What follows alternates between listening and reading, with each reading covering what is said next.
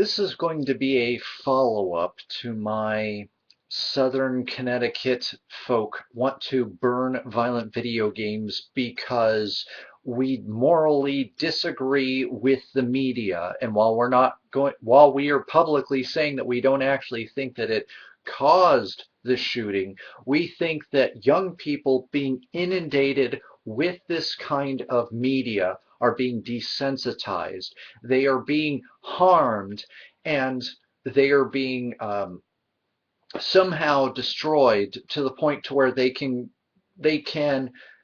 commit such atrocities and do so without remorse. It must be the media. It must be those dang darn video games. It must be all these influences that are in their life that are telling them, hey, wouldn't it be cool if you shot up a school? Actually, I didn't mean for that to rhyme. Forgive me on that one there.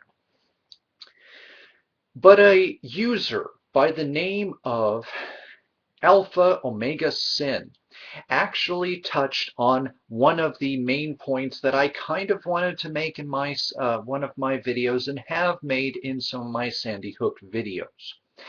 Let us say, for the sake of argument, let us say that violent video games and violent media do indeed make for more violent, desensitized kids. There's one problem here. The game had to, in 9 out of 10 cases, literally had to be bought by an adult. How do I know this? Well, first, let me present Exhibit A, me. I myself, for a very long time, worked at my local Target, starting first as the entertainment specialist, and then thankfully through interesting twists of fate, I became the electronic specialist. It was my job and the crew of my crew to sell video games to the public. Only thing is, we have laws that govern buying kids who are not age appropriate, buying games that are not age appropriate for them. If I break the law as a salesperson and I get caught, I go to jail, I get fined. And in fact, my store or even my chain can lose its license to sell video games if they break the rules. I strictly enforced it. In fact, I made parents very aware of the ESRB, which will come into play here in a moment or two. But, oh, you can't take my credentials as a game salesman at one point or another in my life.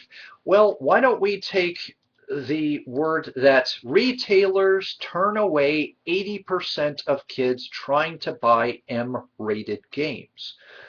Research conducted by the Federal Trade Commission showed that retailers are following ESRB ratings more than any other form of rating system. In fact, it's much easier for a kid to get a hold of an R-rated movie than they are to get hold of an M-rated game.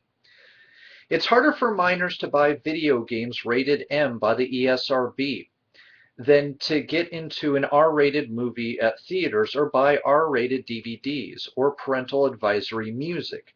Research conducted by the FTC over the last 10 years, this is a longitudinal study, by the way, shows that retailer compliance with the ESRB system is at an all-time high.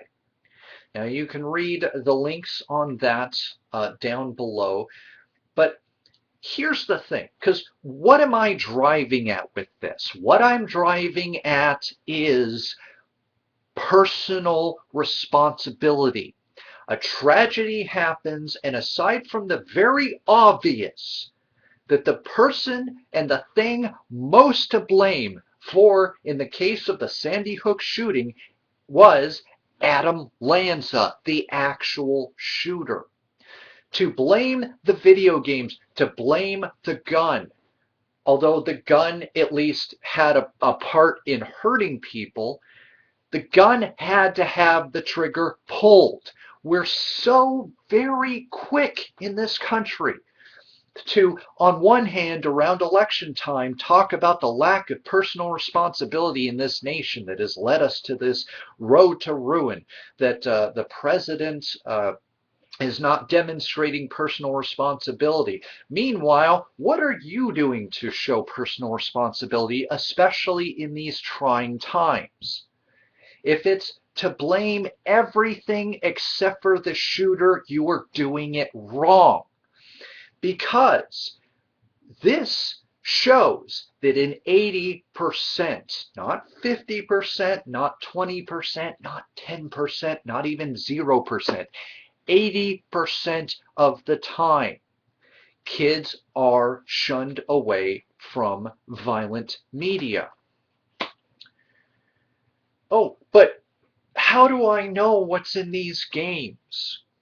Or how do I police this? Well, most of you out there are probably in the 360 generation, but even if you're not, going back to the PS1 generation, we got the ESRB, which is the Electronics Ratings, let me see, ESRB, the Electronic, what is this? Or I think it's the Entertainment Software Ratings Board. You'd think I would remember that after all my time as an electronics specialist, because I was constantly quoting what it is and what it does. For all the fighting for it, for all the push to create a safer medium to warn kids away and to create a barrier between kids and M-rated games, despite the fact, as my links down below will show, that the rate of violent crimes has actually gone down as the rate of violent games has gone up. Because I wanted to come to this article, to this talk, fully stocked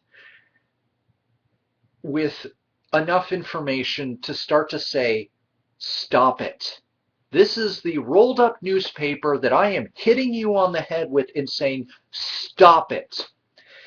There are current researchers, accredited researchers, also links down in the underbar, who say there is no link to this. But here's the problem. 2/3 of parents admit they don't bother checking ESRB age ratings. If this is true, and it's proving to be in many cases, then what did you fight so hard for this board to be created for, if you're not even going to use it? So, let me get this straight. You have a wealth of information, rated M for mature, 17 plus. This particular game, my mouse pad, is rated M for blood, intense violence, partial nudity, strong language, strong sexual content, use of drugs and alcohol. You're telling me you don't have enough time to read a box this small? You don't have the time to look through your child's collection or any games that your child borrows, that you're just so busy with your day-to-day life that you can't take, what, that took me what, 10, 20 seconds to read what was on the box, why it's rated? Oh, but that's only Grand Theft Auto. Well, here's Grand Theft Auto on the PS3. Here's Bulletstorm, also rated M for mature, for blood, gore, intense violence, partial nudity, sexual themes, strong language, use of alcohol. LA Noire, rated M for mature, because they don't generally tend to sell AO or adult-only titles, though there is a ratings on that precious ratings board. This one, blood, gore, nudity, sexual themes, strong language, use of drugs, violence.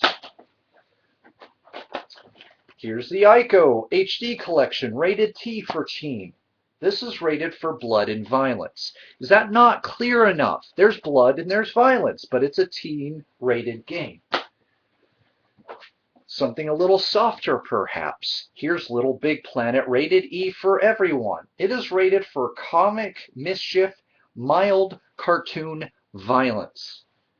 Does it need to be more expanded? Do you need an exact play-by-play to spoil the game for anybody who's might be reading this, the back of this box, for you to understand what's in the content of these games and how little a time it takes for you to use the very thing that you fought for, the very thing that you brought this industry that you disagree with on moralistic standards to its knees for, and 2/3 of you out there don't even use it. You just grab the wallet, you pay for it because Junior is quiet when he's got his little medicine now, isn't he? And so, if you are willing to, if you want to say that this media influences people to kill, then you, by the statistics, by the science, by the law, as a parent of a child or a child who hurt somebody, you have to take responsibility because you had to buy the media that you say is influencing your child to kill. It doesn't matter if it exists. It matters that it cannot get into the child's hands mystically or magically. Reality and life doesn't work this way. If you're going to blame this, then you have to shoulder the blame for being the person who had to be there to buy the game. You, in other words, are part of the responsibility if you are going to persist in trying to claim that these games are creating killers. Because 9 times out of 10, as my links show, you yourself, the parent, had to be present to buy the game. The child cannot buy the game. Oh, but there's that rare 20% that your links don't account for, Mr. Smarty Pants. Yes, but how many times have those times when it slipped through the cracks actually created violent killers? How many of those 20% resulted in a school shooting, in a theater shooting, in a name anything that has been relevant to us saying that enough is enough with the violent media, we're going to destroy this stuff because we disagree with it on moralistic grounds kind of talk? How long does Bandura have to get to be held up as the herald of the truth about violent media in children and its influence before you realize that Bandura is an idiot? That just because he was the first doesn't mean that he is right, and many of his fightings have been refuted. If you're not willing to take my word for it, check out the links below. If you still feel that this is bad, fine. But if you're going to push the idea that this is creating killers, then you also have to shoulder the blame for being the person who actually bought the game and put it into the child's hands. Full stop. There is no workaround here. There is no gray area. I'll give you the media is if you're willing to actually fess up to your responsibility in this conundrum. If you're not willing to admit that, then let's sit down, think logically, and start working on the problems that surround this tragedy and fix those so that those problems actually get fixed and the actual solutions have actual far-reaching effects that actually stop future homicides. But this isn't your enemy.